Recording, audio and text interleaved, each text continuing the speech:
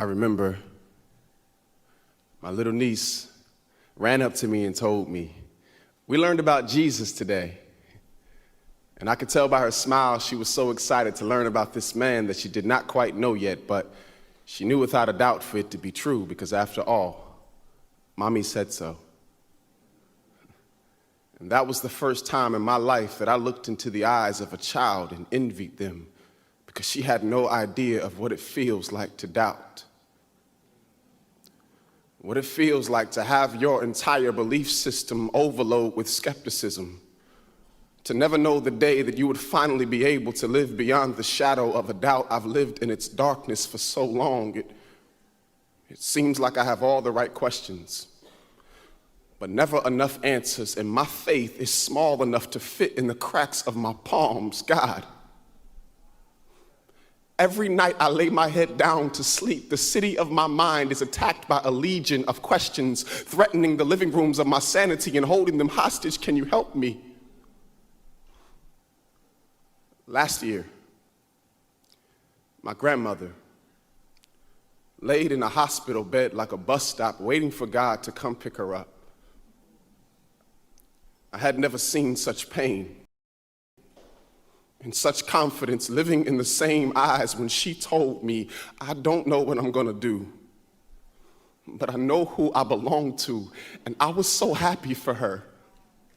And something inside of me wished that somehow before she passed away, she could pass down her confidence in God to me like an old family picture.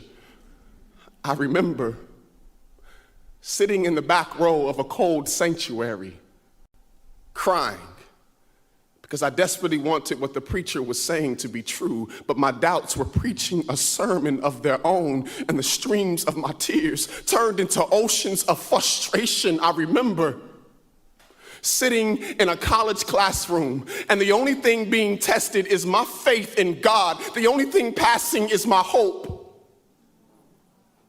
Me, in a backpack full of fear, and nowhere to go. No one to help me unpack. I sleep, but I never rest. These lines around my eyes are not wrinkles, they are maps that show you the winding roads that lead to my pain. I'm tired.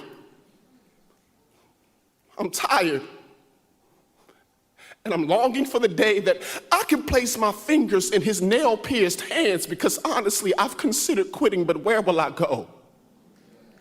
Back? There's no home for the living in the land of the dead, so I keep pressing forward. Today I have faith, but I can't make any promises about tomorrow. I'm surprised I've held on this long. God, just make me feel like I'm not crazy. God, let me know that I'm not just making friends with these walls. When I pray, I'm not questioning you. I just got questions. Don't leave me here.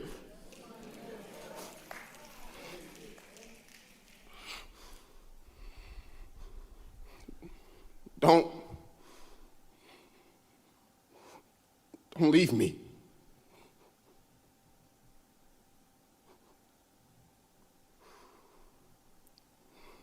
My child,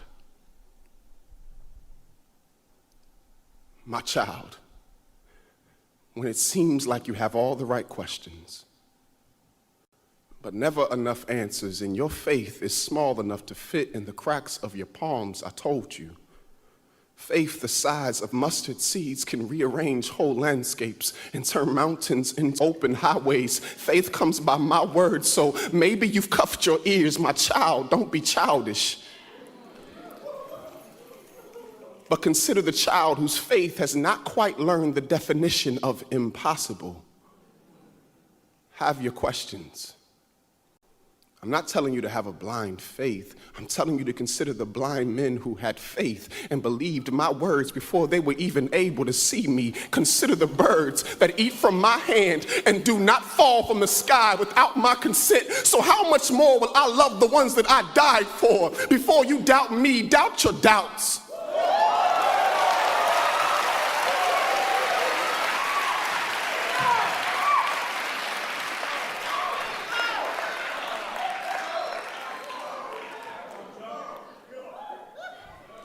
Doubt your doubts. and you will see they are just as empty as the tomb that I walked from. Truth is, you know I'm here.